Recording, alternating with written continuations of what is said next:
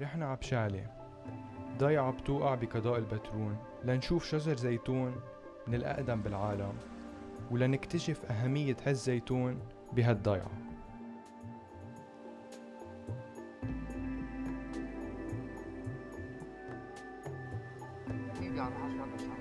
بعدين هون الزيتونات هون اللي هون او تقريبا فرق هون هونيك تعرف الدقه بباطل.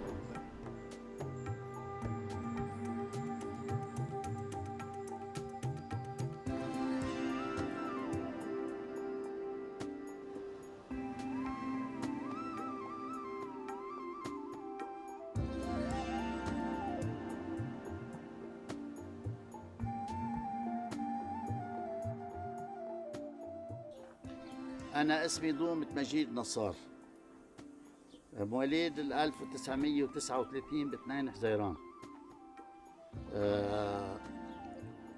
خلقت بيت بيي هون ورحت على بيروت. أنا كان عمري 12 سنة.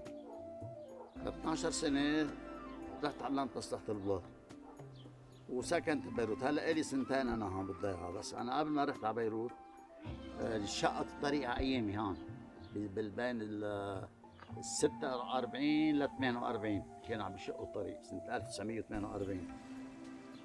وهون كانوا يجوا الفرنساوية وقت كانوا عم بيفلوا مرقوا من هون مرق الطريق.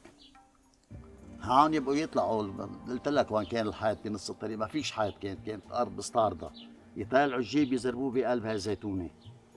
وأهل الضيعة هون الكبار كانوا عاملين مزرعة للمواشي، 50 راس معزة يزربوا بقلبها.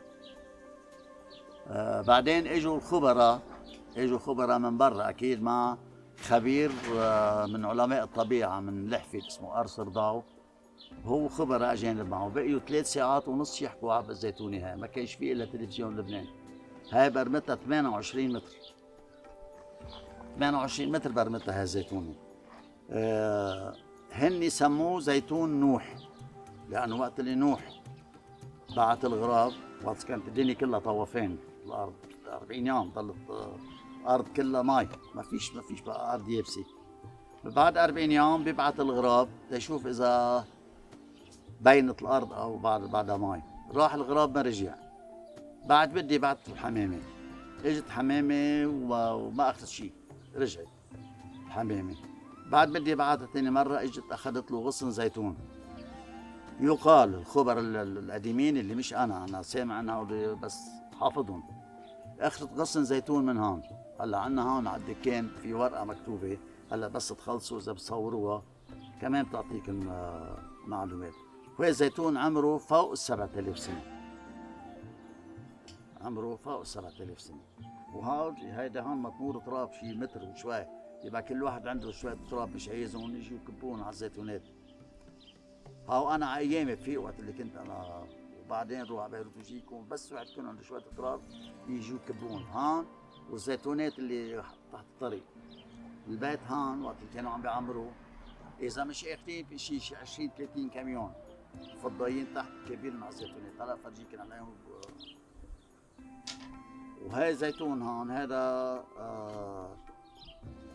طفرتهم البلديه هن للوقف.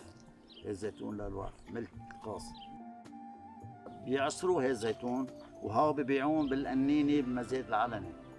ال 14 16 زيتونه للوقف ببيعون يعني بمزاد العلني غير زيتون. هذا زيتون اسمه الزيتون القديم، زيتون البلد القديم.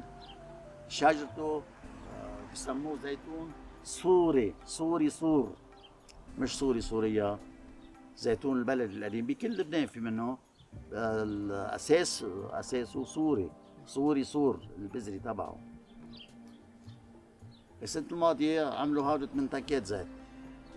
وها تحت في 3 زيتونات، في زيتون ثاني هونيك عملوا 8 تنكات زيت. بيعون بالقنينة وعصرون على المعصرة القديمة على البارد. ها ببيعون بالقنينة وقت بيجي زوار بيشتروا بالقنينة.